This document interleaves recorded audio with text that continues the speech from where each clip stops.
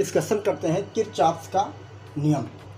ये आपका इलेक्ट्रॉनिक में बहुत ही मोस्ट इम्पॉर्टेंट टॉपिक है और इसकी लोकप्रियता इतनी है कि अगर आप आगे फिजिक्स विषय में इलेक्ट्रॉनिक टॉपिक के अंतर्गत अगर आप आगे बढ़ोगे तो किरचॉफ का नियम बहुत ज़्यादा उपयोग में आप लाओगे। आप उष्मागतिकी में भी किरचॉफ का नियम पढ़े होंगे, ध्यान दीजिए। थर्मोडायनामिक में 11th क्लास में भी आप किरचॉफ का नियम पढ़े होंगे। लेकिन यहाँ किरचॉफ का नियम जो ये है, जैसा कि आप जानते हो, ओम का नियम आप इस्तेमाल करते हुए परिपथ में प्रवाहित धारा, प्रतिरोध या विभव का मान आप आसानी से ज्ञात करते हो। परंतु यदि आपका परिपथ जटिल हो, परिपथ क्या हो, जटिल हो, तो इस स्थिति में आप परिपथ में प्रवाहित धारा या वोल्टेज या प्रतिरोध का मान निकालने के लिए आप किस नियम का इस्तेमाल करोगे? किरचॉफ का नियम इस्तेमाल करोगे।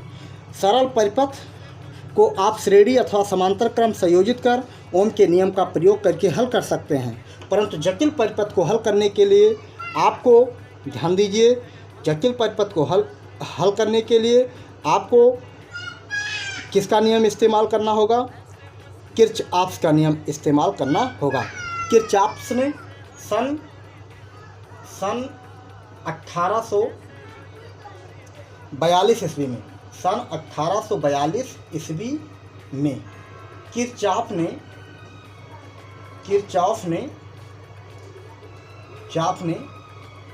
जटिल परिपथ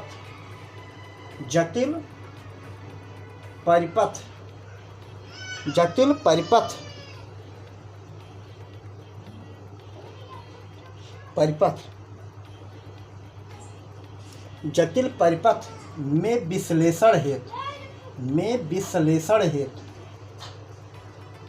विश्लेषण हेतु निम्नवत दो नियम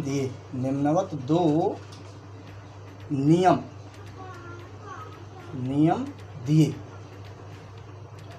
ध्यान दीजिए, जटिल परिपथ की बात चल रही है। साधारण परिपथ को आप ओम का नियम लगाकर आप वोल्टेज, रेजिस्टेंस और करंट को निकाल सकते हो। परंतु अगर आपका परिपथ जटिल हो तो उस स्थिति में हम किस नियम का इस्तेमाल करेंगे? किरचॉफ के नियम का उपयोग करेंगे। इन्होंने दो नियम दिया। इन नियमों को समझने के लिए महत्वपूर्ण दो शब्द हैं। संधि सुने होंगे। तो आपका पहला नियम है प्रथम नियम। कौन सा नियम कहेंगे? प्रथम नियम, या आप सभी लोग इसको कहोगे संधि का नियम। संधि, यहाँ पर ध्यान दीजिए, एक संधि जो इस्तेमाल किया जाता है प्रथम नियम, अथवा इसी को कहा जाता है संधि का नियम। क्या कहा जाता है? संधि का नियम। संधि शब्द का अर्थ आप सभी लोग किसी युद्ध में दो पक्षों में संधि शब्द सुने होंगे। यहाँ पर संधि का अर्थ वहाँ से नहीं लिया जा रहा है। संधि का अर्थ जोड़ से लिया जाएगा। किससे लिया जाएगा? जोड़ से या जंक्शन से। संधि का नियम, ध्यान दीजिए, ये बहुत ही महत्वपूर्ण टॉपिक है आपके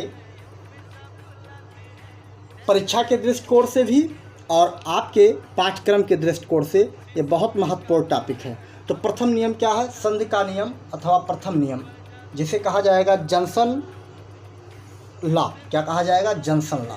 जी, जंक्शन लॉ सब से ही पता है।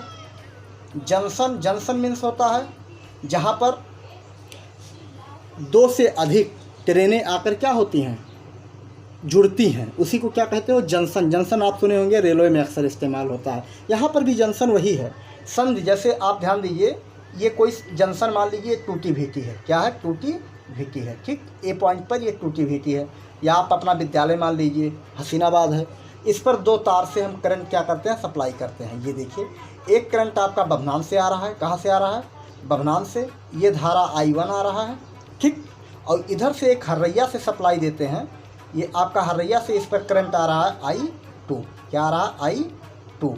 और ये सप्लाई होकर ये दोनों वायर्स जो हैं निकल जाते हैं कहाँ? एक क्षण के लिए मान लेते हैं ये कहाँ निकल जाते हैं। मान लीजिए ये जाते हैं पकड़ी जत्ती। कहाँ जाते हैं? पकड़ी जत्ती। ये कहाँ जा रहा है? पकड़ी जत्ती। तो ये बताइए इसमें कितना करंट फ्लो होगा? सभी लोग सामान्य सी बात कहेंगे, कहोगे सर इसमें करंट I1 है, इसमें करंट I2 है। तो इसमें इस जंक्शन पर ये दोनों करंट क्या हो रही हैं, मिल रही हैं, दोनों धाराएं क्या हो रही हैं, मिल रही हैं।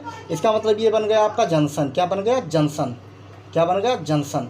और यहाँ पर जो आपका जंक्शन से जब इधर जा रही है तो करंट का मान ये हो जाएगा I3 मान लेते हैं। इसमें करंट क्या बह रहा है, I3। तो इसका मतलब ये नियम कहता है किसी भी जंक्शन पर मिलने वाली समस्त धाराओं का बीजगणितीय योग शून्य होता है। प्रथम नियम ये कहता है किसी संधि पर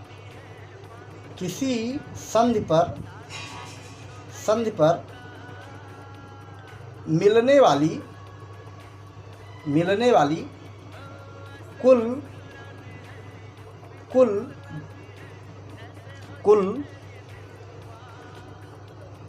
धाराओं का बीजगणितीय योग या सभी धाराओं का कुल धाराओं का बीजगणितीय योग क्या होता है, शून्य होता है। क्या होता है, शून्य होता है। बीजगणितीय योग क्या होता है, शून्य होता है। यही है प्रथम नियम। ध्यान दीजिए। अब यहाँ पर थोड़ा सा ट्रिक लगाना है आपको। जैसे आप दैनिक लाइफ में खेती करते होंगे निश्चित रूप से सभी लोग। जैसे ये मान लीजिए, यहाँ पर ध्यान देने वाली बात है संधि। संधि क्या है, ये है संधि पर आने वाली। यहाँ से देखिए I1 धारा आ रही है, यहाँ से I2 धारा आ रही है। अच्छा ये बताइए, दैनिक लाइफ में आप सभी लोग खेती बाड़ी किए हैं कि नहीं किए हैं, किए होंगे ना। तो खेती बाड़ी में आप अक्सर देखते हो, मान लीजिए ये आपका पानी जाने वाला एक रास्ता है, ये पानी जाने वाला दूसरा रास्ता है। तो ये दोनों पानी जो मिल रहे हैं जे पर मिल रहे हैं, और ये दोनों एक दूसरे रास्ते से होकर जा रहे हैं, एक तीसरे रास्ते पर जा रहे हैं। इन दोनों मिलकर एक बिंदु पर मिलते हैं, उसके बाद तीसरे रास्ते पर जाते हैं। इसका मतलब ये हुआ, इस पर जो धारा का मान होगा I3 जो होगा आपका I1 प्लस I2 के क्या हो जाएगा, बराबर हो जाएगा। कॉमन सी बात है। कुछ बात समझ में आया। बीजगणितीय मतलब ये है, यहाँ पर जो भौतिक राशि है आपका, ये आपका अदिश राशि है। विद्युत धारा कौन सी राशि है, अदिश राशि है। और अदिश राशि का जो योगफल लगाया जाएगा सदैव बीजगणितीय लगाया जाएगा। ध्यान रखिएगा, आपका विद्युत धारा कौन सी राशि है, अदिश राशि है। लेकिन यही सदिश राशि होती तो यहाँ बीजगणितीय ना लिखकर क्या लिख जाता, ज्यामितीय लिखा जाता। शब्द क्या इस्तेमाल किया जाता, ज्यामितीय।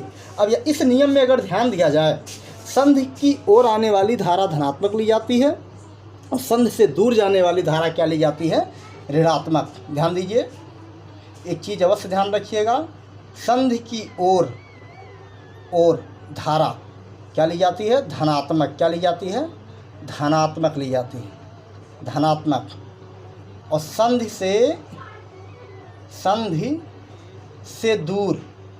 से दूर धारा का मान क्या लिया जाता है, धारा ऋणात्मक। क्या लिया जाता है, ऋणात्मक लिया जाता है।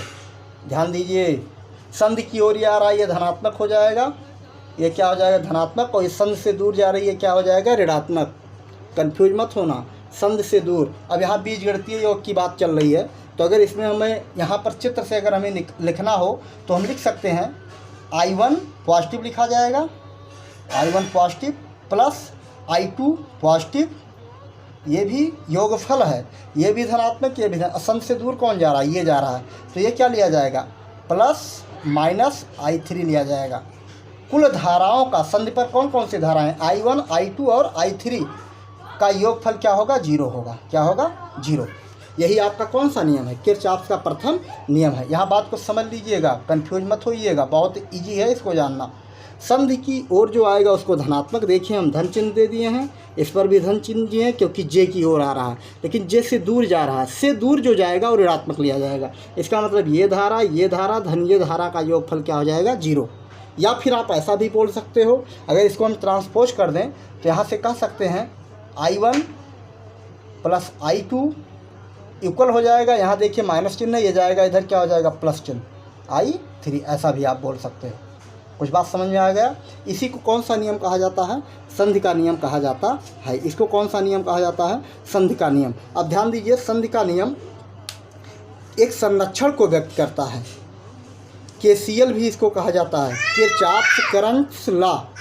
ध्यान दीजिए, यह नियम एक प्रकार से आवेश के संरक्षण को क्या करता है, व्यक्त करता है। ये भी ध्यान रखिएगा, हमेशा पूछा जाता है कि KCL प्रथम नियम, किरचॉफ KCL भी कहा जाता है इसको।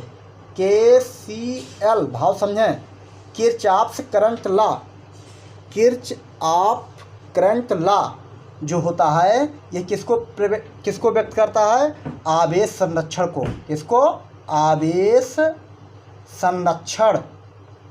संरक्षण को व्यक्त करता है। ध्यान रखना, व्यक्त करता है। यह किसको व्यक्त करता है? आवेश संरक्षण को व्यक्त करता है। किरचॉफ का प्रथम नियम किसको व्यक्त करता है? आवेश संरक्षण को व्यक्त करता है या बताता है। इस तरह से आपने अध्ययन किया किरचॉफ का प्रथम नियम। आइए अब अध्ययन करते हैं किरचॉफ का द्वितीय नियम। दूसरे नियम के अंतर्गत हम परिचर्चा करते हैं दूसरा नियम किरचॉफ का लूप का नियम अथवा KVL, किरचॉफ्स वोल्टेज लॉ के नाम से भी जाना जाता है। ये बताता क्या है? ये क्या बताता है इसमें ध्यान दीजिए। इस नियम के अंतर्गत संगत धारा संगत प्रतिरोध का गुणनफल का बीजगणितीय योग उस लूप में, ये ध्यान दीजिए, आप लूप का सेंस जो लिया जाता है इसको पहले जान लीजिए। जैसे उसमें संध शब्द इस्तेमाल हुआ था, इसमें लूप शब्द इस्तेमाल हो रहा है। लूप का अर्थ होता है किसी बंद चालक पथ को लूप। ध्यान दीजिए, लूप जो होता है किसी बंद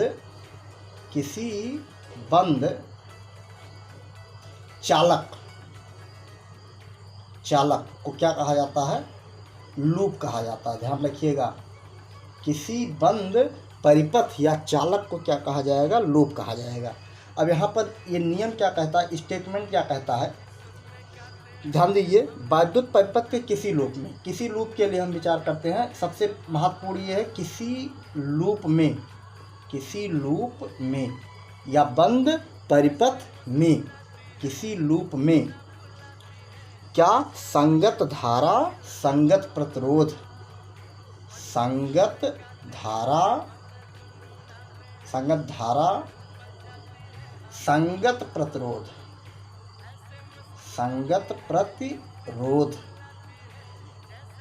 का गुणनफल, संगत प्रतिरोध का गुणनफल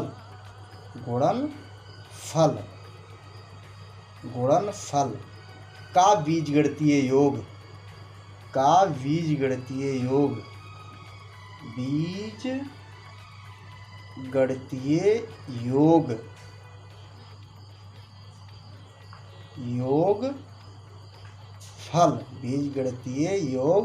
फल उस लूप में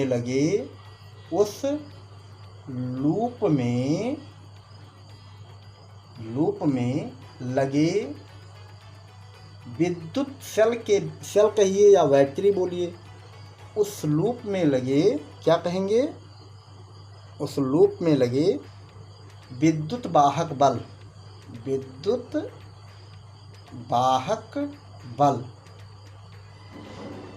के बीजगणितीय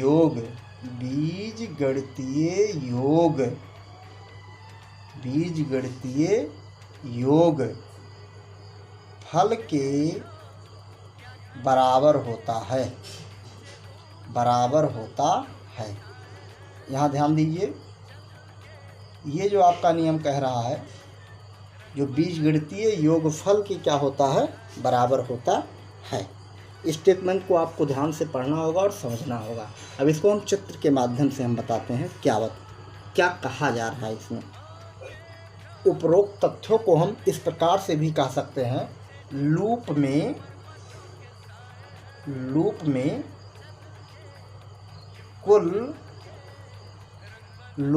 कुल विभवांतरों का बीजगणितीय योग, ऐसा भी बोल सकते हो आप। विभवांतरों का बीजगणितीय योग, ध्यान दीजिए, बीजगणितीय योग फल किसके बराबर होता है? शून्य के बराबर होता है।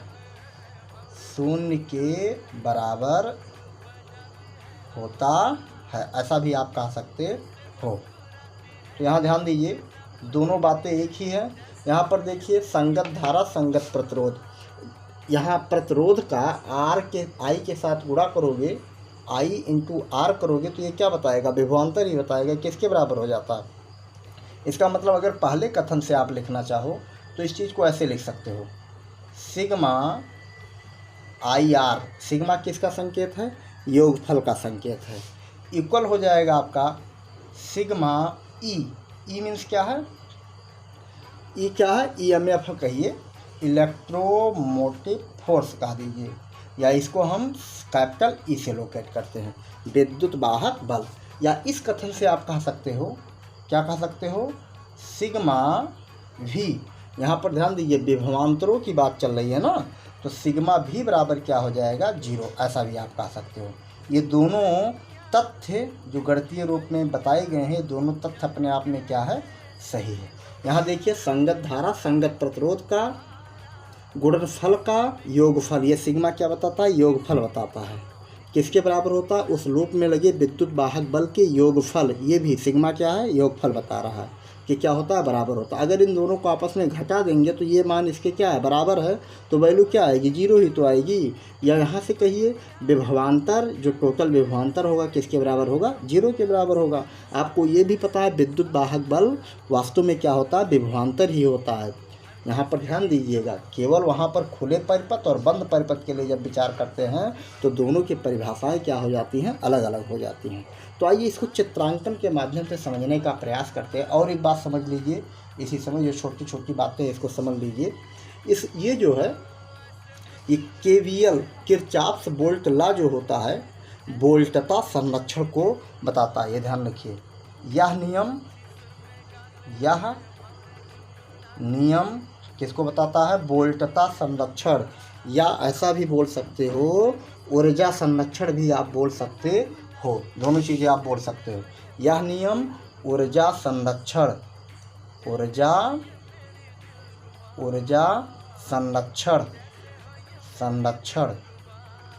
को बताता है, किसको बताता है, ऊर्जा संरक्षण को बताता है। ध्यान दीजिए, यह नियम जो है ऊर्जा संरक्षण को प्रेडिक्ट करता है।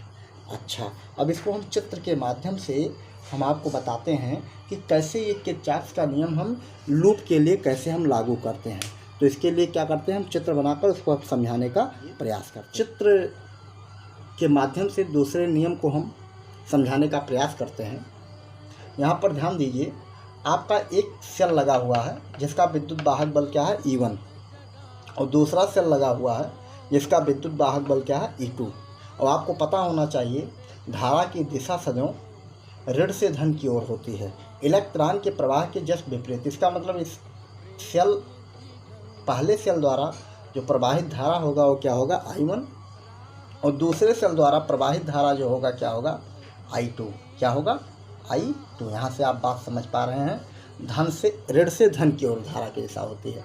और ये भी ध्यान रखिएगा, विद्युत वाहक बल की दिशा जो होती है, ये कंफ्यूज मत होइएगा, विद्युत वाहक बल की दिशा सदैव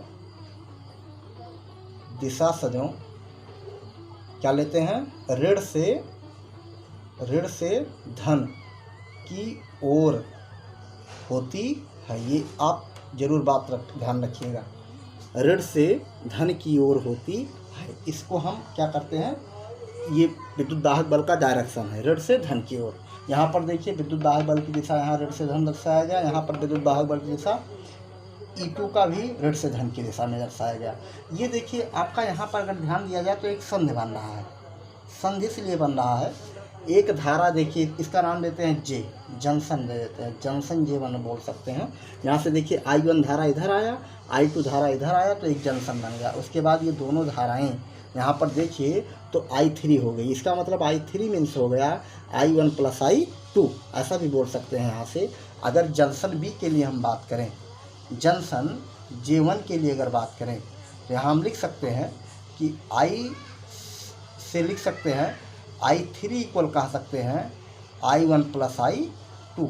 ध्यान दीजिए, किरचॉफ का जो द्वितीय नियम है, इसमें हम KCL भी लागू कर देते हैं। इसी में KCL स्वयं सम्मिलित है, उसी में किरचॉफ करंट लॉ स्वयं सम्मिलित है। अगर यहाँ से ध्यान दीजिए, ये धारा यहाँ आया, ठीक, और ये धारा इस डायरेक्शन में जा रहा, और ये धारा इस डायरेक्शन में, इसका मतलब I3 ये हो गया, I1 ये हो गया, I2 ये हो गया। फिर यहाँ एक जंक्शन बन गया, इस जंक्शन पर भी वही चीज़ देख पा रहे हैं।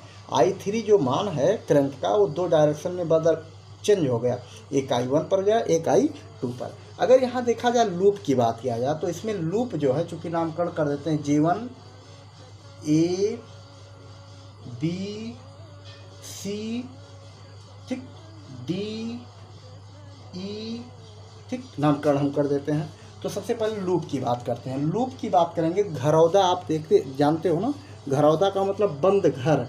देखिए एक बंद घर ये है और दूसरा बंद घर ये है, एक लूप ये है, एक लूप ये है।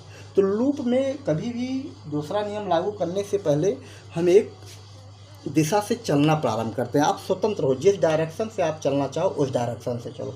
देखिए हम चल कर बताते हैं, हमको इस डायरेक्शन से चलने का इच्छा ठहरा, ऐसे चल रहे हैं कुछ।